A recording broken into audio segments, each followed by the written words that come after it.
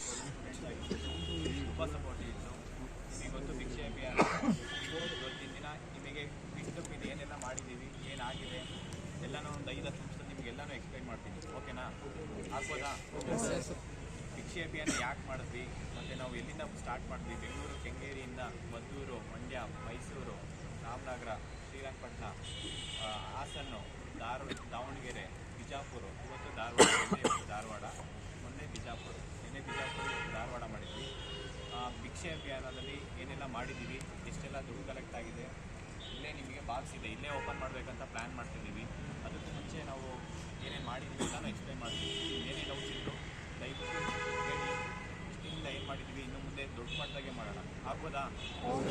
First ಇಲ್ಲಿ ಬಂದಿರೋರಿಗೆಲ್ಲರಿಗೂ ನಿಮ್ಮ ಒಂದು ವರ್ಷದಲ್ಲಿ ಫಸ್ಟ್ ಇಯರ್ಗೆ ಯಾರು ಬಂದಿದ್ದೀರಲ್ಲ ಕಾಂಪಿಟೇಟಿವ್ ಎಕ್ಸಾಮ್ಸ್ಗೆ, ಅವರಲ್ಲ. ಹೌದಾ? ಸುಮಾರು 2 ವರ್ಷ 3 ವರ್ಷ 5 ವರ್ಷ ಓದಿರೋರೇ ಇದ್ದೀರಾ. ಅದಕ್ಕೂ ಕಡಿಮೆ ಯಾರಾದರೂ ಓದಿರೋರಿದ್ದೀರಾ? ಮಿನಿಮಮ್ 1 ವರ್ಷ ಓದಿ ಮುಗಿಸಿರೋರೇ ಇಲ್ಲಿರೋದು. ಹೌದಾ? ಒಪ್ಕೊಂತೀರಾ ಇಲ್ವಾ? ನೀವು ಒಂದು ಡಿಗ್ರಿ ಕಂಪ್ಲೀಟ್ ಮಾಡಿ ನಿಮ್ಮ ಅಪ್ಪ ಅಮ್ಮನ ನೋಡ್ಕೊಳೋ ಸಮಯದಲ್ಲಿ ನಿಮಗೆ ಕಾಂಪಿಟೇಟಿವ್ ಎಕ್ಸಾಮ್ಸ್ಗೆ ಕಳಿಸ್ತಾ ಇದ್ದಾರೆ. ಹೌದಾ? ನೀವು ಅವ್ರು ನೋಡ್ಕೊಳೋ ಟೈಮಲ್ಲಿ ಅವ್ರು ನಿಮ್ಮನ್ನು ನೋಡ್ಕೊತಾ ಇದ್ದಾರೆ. ಹೌದಾ ಇಲ್ವಾ? ಫಸ್ಟು ನಿಮ್ಮ ತಂದೆ ತಾಯಿಗೆ ಒಂದು ಜೋರಾಗಿ ಚಪ್ಪಾಳೆ ಹೊಡ್ಬಿಡಿ. ಯಾಕೆ ಅಂತ ಹೇಳಿದ್ರೆ ನೀವೊಂದು ದುಡ್ದು ಅವ್ರನ್ನ ಸಾಕೋ ಟೈಮಲ್ಲಿ ಆದರೂ ನಿಮ್ಗೆ ಸಾಕ್ತಾ ಇದ್ದಾರೆ ಅಂತಂದರೆ ರಿಯಲಿ ಗ್ರೇಟ್ ಅಲ್ವಾ? ನಮ್ಮ ಒಂದು ಹೋರಾಟ ನೀವು ನನ್ನ ಬಗ್ಗೆ ತುಂಬ ಜನಕ್ಕೆ ಗೊತ್ತಿರಬೇಕೇನು, ನೀವು ಮುಂಚೆ ಯಾಕೆ ಹೋರಾಟ ಮಾಡ್ತಾ ಇದ್ದಾರೆ ಅಂತ. ಹೌದಾ? ನನಗೆ ಅನ್ಯಾಯ ಆಗಿರೋದ್ರಿಂದ ನಾನು ಹೋರಾಟ ಮಾಡಿದ್ದೀನಿ. ನನಗೆ ಅನ್ಯಾಯ ಆಗಿರೋದು ಇಡೀ ಕರ್ನಾಟಕದಲ್ಲಿ ಕಾಂಪಿಟೇಟಿವ್ ಆಸ್ಪಿರೆಂಟ್ಸ್ ಬೇರೆ ಯಾರಿಗೂ ಅನ್ಯಾಯ ಆಗಬಾರ್ದು ಅನ್ನೋದಕ್ಕೋಸ್ಕರ ಹೋರಾಟ ಮಾಡಿದ್ದೀನಿ. ಒಂದು ದಿವಸ KPSC ಬೋರ್ಡ್ ಹತ್ರ ಹೋರಾಟ ಮಾಡೋದಕ್ಕಿಂತ 2020 3 ಇಯರ್ಸ್ ಬ್ಯಾಕ್ ಹೋಗಿದ್ದೇನೆ. ಒಂದು ರಿಸಲ್ಟ್ ಸಲುವಾಗಿ ಆ ಒಂದು ಹೋರಾಟದಿಂದ ರಿಸಲ್ಟ್ಸ್ ಬಿಟ್ಟಿದ್ರು.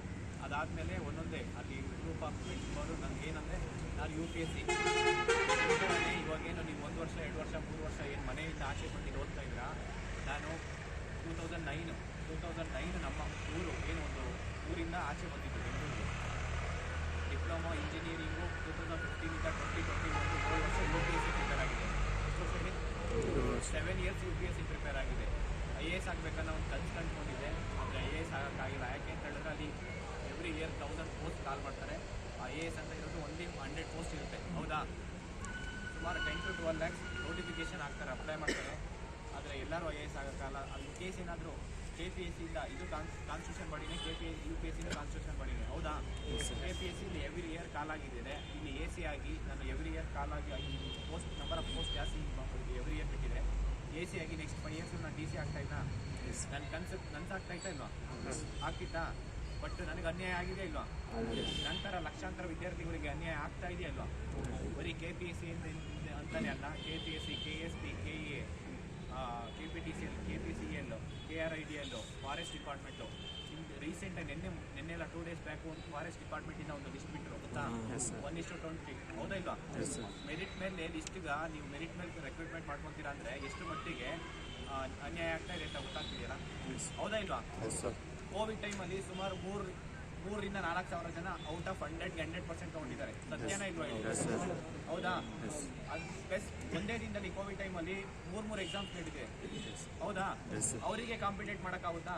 ನಾವು ಫಾರೆಸ್ಟ್ ಡಿಪಾರ್ಟ್ಮೆಂಟಲ್ಲಿ ಬ್ರಿಜೇಶ್ ಕುಮಾರ್ ಅಂತ ಇದ್ದಾರೆ, IAS ಆಫೀಸರು ಬ್ರಿಜೇಶ್ ಕುಮಾರ್, ಕೇಳಿರ್ತೀರಾ? ಅವ್ರನ್ನ ಹೋಗಿ ಕೇಳಿದ್ರೆ ಏನು ಹೇಳ್ತಾರೆ ಗೊತ್ತಾ? ನನ್ನ ಮಗನು 100% ತೊಗೊಂಡಿದ್ದೇನೆ ಅಂತ ಹೇಳ್ತಾರೆ. ಅದೇ ನಿಮ್ಮ ಮಗಗೋಸ್ಕರ ನಾನು ಮೆರಿಟ್ ಮೇಲೆ ರೆಕ್ರೂಟ್ಮೆಂಟ್ ಮಾಡ್ತೀರಾ ಅಂತ ಕೇಳಿದೆ ನಾನು.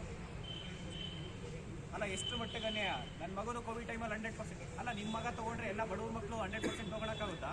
100% ಬಡವ್ರ ಮಕ್ಕಳು ಯಾರಾದರೂ 100% ತೊಗೊಳಂಗಿದ್ರೆ ಯಾರ ಕಾಂಪಿಟೇಟಿವ್ ಎಕ್ಸಾಮ್ಸ್ ಬಂದು ಓದ್ತಾರಾ? ಯೋಚನೆ ಮಾಡಿ. ಹಗಲು ರಾತ್ರಿ ಬಿಟ್ಟು ಓದ್ತಾ ಇರ್ತಾರೆ. ಹೌದಾ?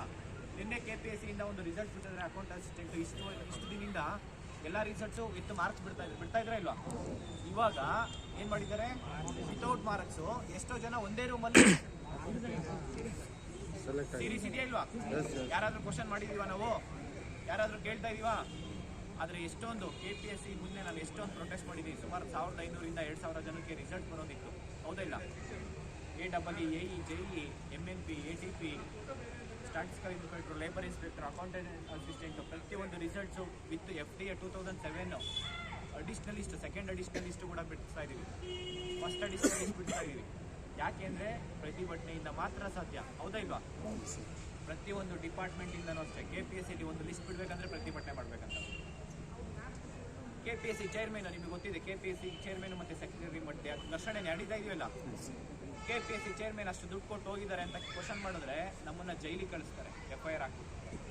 ಸತ್ಯ ಯಾವತ್ತೂ ಸತ್ಯವಾಗಿರುತ್ತೆ, ಅದು ಅವರಿಗೆ ಕೈ ಹಾಕೊಂಡು ದುಡ್ಡಿದ್ರೆ ಅವ್ರಿಗೆ ಏನು ಬೇಕಾದ್ರೂ ಮಾಡ್ಬೋದು ಅಂದ್ಕೊಂಡಿದ್ದಾರೆ.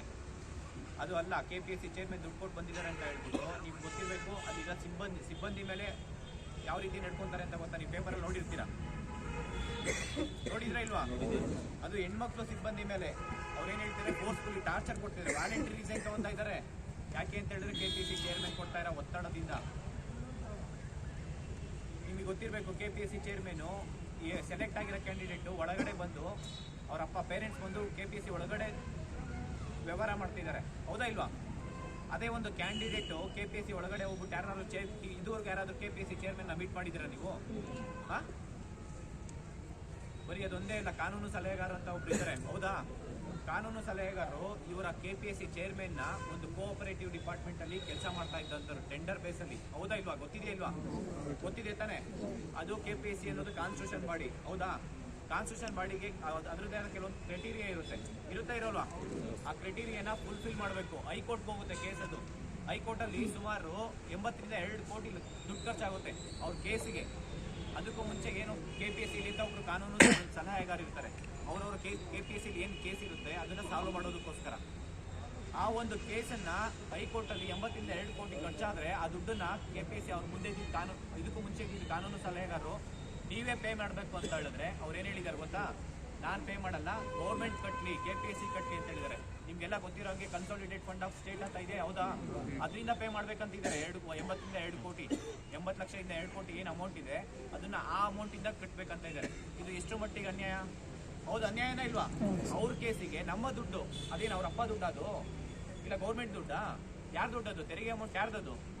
ನಮ್ದಲ್ವಾ? ನಾವು ಕೊಟ್ಟಿರೋ ಒಂದು ಏನು ಪೇ ಮಾಡ್ತೀವಿ ಟ್ಯಾಕ್ಸು, GST ಇರ್ಬೋದು, ಪ್ರತಿಯೊಂದು ಅಷ್ಟೇ. ನಾವು ಒಂದು ಪೆನ್ ತೊಗೊಂಡ್ರೆ ಅದು ಟ್ಯಾಕ್ಸ್ ಪೇ ಮಾಡ್ತಿದ್ದೀವಿ, ನಾವು ಮಾಡ್ತಿದೀವ ಇಲ್ಲ? ಒಂದು ಟೀ ಕುಡಿದ್ರೂ ನಾವು ಟ್ಯಾಕ್ಸ್ ಪೇ ಮಾಡ್ತಿದ್ದೀವಿ, ಅದಕ್ಕೆ ಹಾಕೋ ಇಂಗ್ರೀಡಿಯೆಂಟ್ಸ್ ಇಂದ ನಾವು ಟ್ಯಾಕ್ಸ್ ಪೇ ಮಾಡ್ತಿದೀವ ಇಲ್ಲ? ಒಂದು ಟೀ ಸಹ ಪೌಡರ್ ಯೂಸ್ ಮಾಡ್ತಾರೆ, ಮಿಲ್ಕ್ ಯೂಸ್ ಮಾಡ್ತಾರೆ, ಎಲ್ಲದಕ್ಕೆ ಟ್ಯಾಕ್ಸ್ ಪೇ ಮಾಡ್ತೀವ ಇಲ್ಲ? ಅದನ್ನ ತಗೊಂಬರೋ ಟ್ರಾನ್ಸ್ಪೋರ್ಟೇಷನ್ಗೆ ನಾವು ಟ್ಯಾಕ್ಸ್ ಪೇ ಮಾಡ್ತಿದೀವ ಇಲ್ಲ? ಯಾರು ದುಡ್ಡು ಅದೆಲ್ಲ? ನಮ್ಮ ದುಡ್ಡಿಂದ ಅವ್ರ ಕೇಸ್ ನಡ್ಕೊಬೇಕಾ? ಅದನ್ನ ಕೇಳೋದೇನೋ ಅನ್ಯಾಯನ ಇದು? ನ್ಯಾಯವಾತಾನೆ ಇದು ನಾವು ಕೇಳ್ತಾ ಇರೋದು? ಇಂಟರ್ವ್ಯೂ ಮಾರ್ಕ್ಸ್ ಗ್ರೂಪ್ ಬಿಗೆ ಇಂಟರ್ವ್ಯೂ ಮಾರ್ಕ್ಸ್ ಬೇಡ ಅಂತ DPR ಅಲ್ಲಿ ಇದಾಗಿದೆ, ಬಿಲ್ ಪಾಸ್ ಮಾಡಿದ್ದಾರೆ. ಇವರಿಗೆ ಗ್ರೂಪ್ ಬಿ ಅಲ್ಲಿ ಇಂಟರ್ವ್ಯೂ ಮಾರ್ಕ್ಸ್ ಇಡ್ಬೇಕಂತ ಹೇಳಿದ್ರೆ ಇದ್ರ ಎಷ್ಟು ಮಟ್ಟಿಗೆ ಅನ್ಯಾಯ ಕಾಣಿಸ್ತಾ ಇದೆಯಲ್ವಾ? ಇದರಲ್ಲಿ ಕರಪ್ಷನ್ ಅಂತ ಗೊತ್ತಾಗ್ತಿದೆಯಲ್ವಾ? ಗೊತ್ತಾಗ್ತಿದ್ಯಾ? KS ನೋಟಿಫಿಕೇಶನ್ ಬರೀ 180, 200 ಮಾಡ್ಬೇಕಂತ ಇದ್ರು, ಅದನ್ನ 384ಗೆ ಹೋರಾಟ ಮಾಡಿ ನಾವು KS ನೋಟಿಫಿಕೇಶನ್ ಮಾಡಿದ್ವಿ. ಆ KS ನೋಟಿಫಿಕೇಶನ್